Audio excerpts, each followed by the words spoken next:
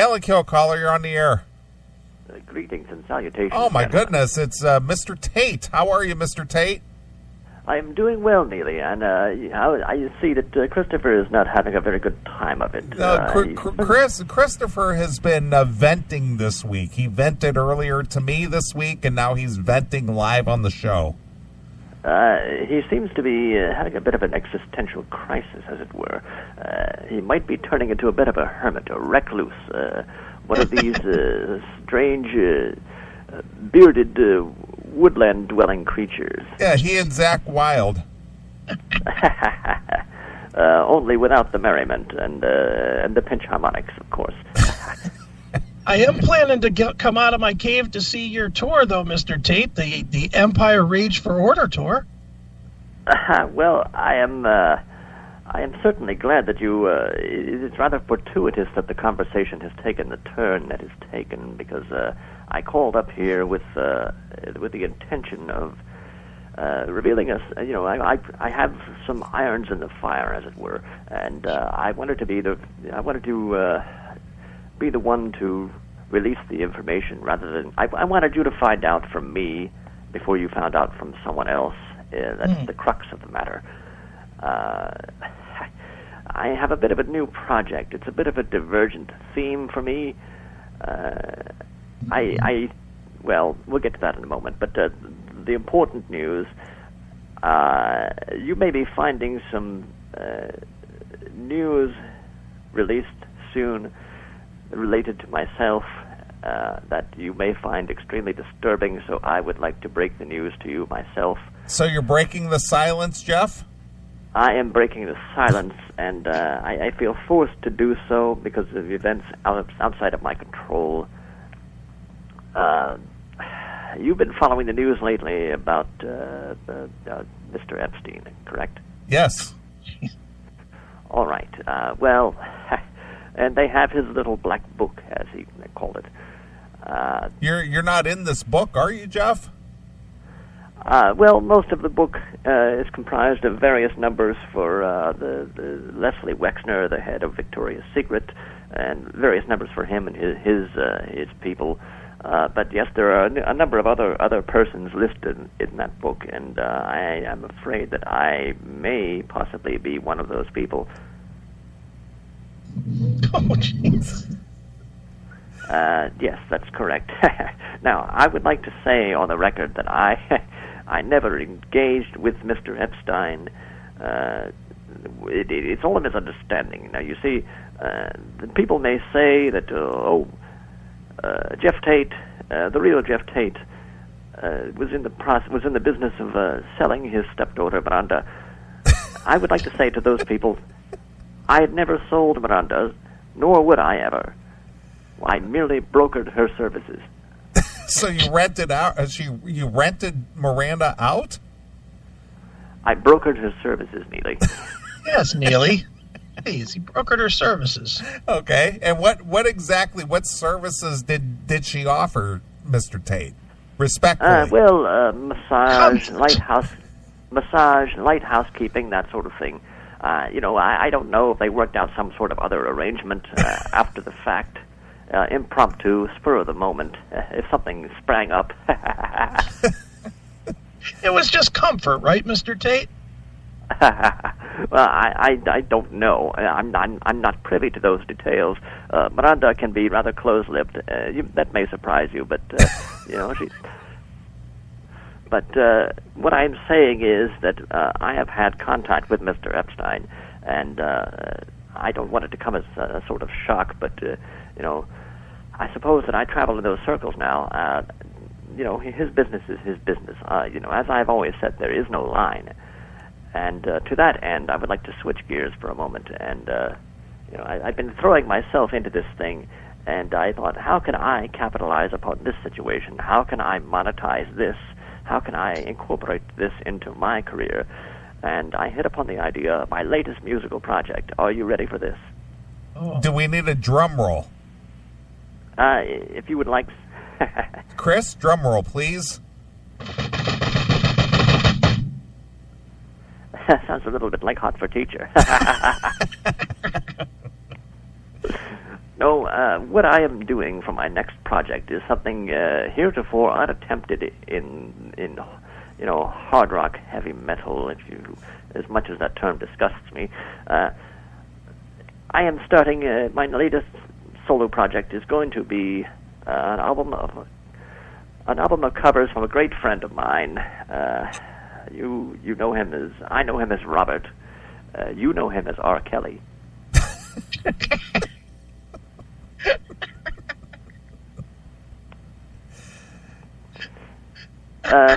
Is this a collaboration, Geoff, or are you just covering some of his songs? Well, at some point, I hope that he may guest on some of the songs, and perhaps at some point he can possibly return the favor with an album of Queensryche covers. That would certainly be interesting. It's another rainy night without pubes. Will you be able to get recording equipment into the jail so that you can capture some of his vocals? I'm certainly I'm sure we can work something out, or perhaps the thing that you refer to as the fucky effect. That can be achieved through the jail telephone service. They use a service called Global Tel Link. They're allowed to make telephone calls out, which are automatically recorded. I think we could possibly either I can record the calls or I can obtain the phone records by subpoena from Global Tel Link. Wow, you've really thought this out, haven't you, Geoff? You haven't heard from me in a while. It's because I've been deep in thought. I've been woodshedding, as it were. I've been polishing up on my R&B voice. I believe I can fly. Perhaps reworking the lyrics to "Trapped in the Closet" for our present situation. I think Robert and I have much to speak of and much to contribute to a topic like that. Wow. And to support these endeavors. Robert, I met the man. I've been to his compound. I've seen the things that go on there. I think we have a lot in common. He's what my other black folk, my black brethren call Robert is my brother from another mother, I believe the expression is. So there's that much commonality between you and Robert, as you put it there, Geoff? I would say there's an incredible connection. Wow. Okay. And to support this project, perhaps Robert can join us when he extricates himself from his present legal difficulties. But in the meantime, I've assembled a band to take out on the road with me to perform these songs and a selection of reworked Queensryche classics. As I just mentioned, Another Rainy Night Without Pubes. Let's all that sort of thing. We're still working on the logistics of it all. But I would like to introduce my backing band. On bass guitar, the fellow that Christopher just mentioned, Mr. Eisen. We're not going to call him. We're going to call him Rex. I believe that is his. Actually, it's Todd. T-Rex. Todd Rex Salvador. We're going to call him T-Rex on bass. And on guitar we have Nick Catanese. Wow. Familiar with him as another former Zach Wilde alumni. Right. Absolutely. Once I don't know, he's out of jail, right? I believe he's out of jail now, yeah. All right. And also, on the other guitar position, we have, presuming he's able to accompany us, that's still very much in the air. We're looking at Carl Logan from Man of War. I understand he's quite the swordsman. I'm surprised, Geoff. Not that you wouldn't have him in, but just his musical history seems a little away from you. His obviously off the music history seems to fit, but his musical history with Manowar, that seems like something you wouldn't want anything to do with. Well, no, I don't. But I want to assemble a diverse, eclectic, if you will, group of people. I want to broaden my horizons, and I told him, don't do any of that shit you do in Man of War. I want you to play the songs the way you work for me now, Carl. I am the one keeping you out. I am the one keeping you out of jail. Now, you better not misremember what side your bread is buttered on here, Carl. Would you consider Artemis Pyle for drums? Well, Artemis Pyle, is he one too? Yeah. Yeah, he went to jail too there, Jeff. Leonard Skinner alumni. Interesting, very interesting. In fact, I'm so glad that I called you this evening, because I was having a bit of a problem filling the drum stool. I was looking at David Holland from Judas Priest, but I heard he died or something. That he did. And he liked boys anyway, so that's not really going to fit with the aesthetic of the group here. No, this is strictly a hetero band.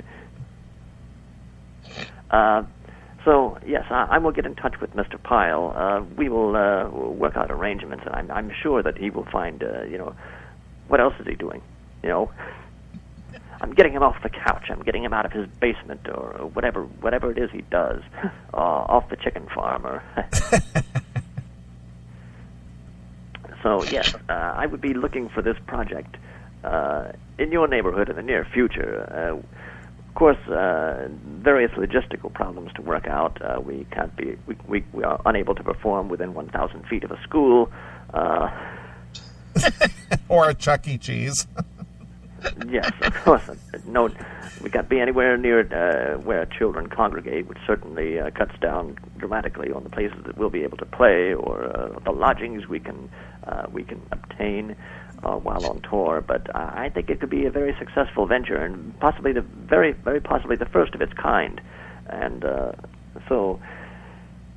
Well, what I wanted to say is, I just wanted you all to know about this before you heard it from someone else, before the distortions of the mainstream media begin to work on it and work their black magic on the truth, as it were.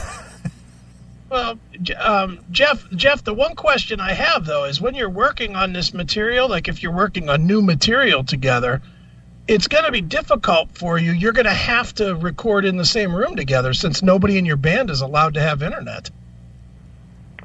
I am allowed to have internet. Yes. But your band's not. Well, they are allowed to have internet. They must simply register all their online personalities, all their aliases, their handles, their nicks, as they used to call them back in the days of the message board. You might want to check with Tripp, because I was told something quite different this week. Are you having problems too, Christopher? No, I was told that we couldn't do a video interview with him because he's not allowed near a computer. Well, the terms of his agreement may be somewhat different, but of course I am Geoff Tate. I am willing to take them on as a sponsor. I will be their new employer. We can say that it's work-related and required for his livelihood. Don't worry. We'll work out the logistics. I have a great legal team. Very good. Well, it sounds like quite a project, Jeff. I have engaged Mr. Epstein's legal team. It's one of the benefits of knowing the right people. Well, it's kept him out of jail for years. That's certainly true, and it couldn't happen to a nicer guy. But the point is, I just wanted to keep you apprised. I wanted to throw a bone to the CMS faithful and to give you some information first. You might say I've given you a scoop, as it were. You did. Breaking news. Breaking news, absolutely. That's only the way that Geoff Tate, Geoff Tate, can break it. That's right. Perfect. All right, Jeff. Well, again, you're always on the cutting edge, living on the edge. I am at the forefront of everything that I do. I'm always the first to do everything. My new friends, they may have done some things that even I haven't done.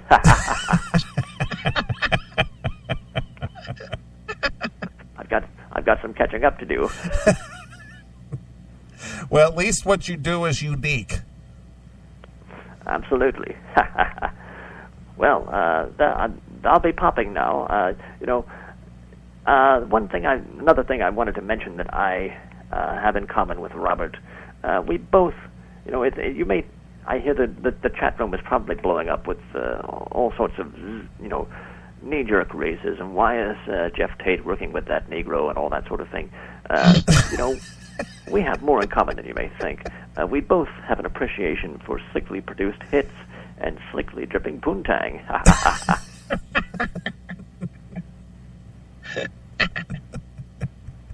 Well, Jeff, that's what makes chemistry strong, is the commonality. Absolutely, a commonality and the synergy of it all. It's a wonderful thing. And every day I thank my lucky stars for it that I am Geoff Tate and able to do all the wonderful things that Geoff Tate does. Perfect. Hail and kill. All right, Jeff, in your honor, I think we should close out your breaking news here with something that you've done recently, Sweet Oblivion. And absolutely wonderful. I thought we would probably play a song here that reflects exactly what you brought to the table, your true colors. My true colors, as it were, and my new Italian friend that I've never spoken with. We speak musically. Everything is difficult. Everything is possible when you all speak the language of music. Perfect. All right, Jeff. We're glad you took it. So here it is. Here's Geoff Tate with some true colors exclusively here on your classic metal show.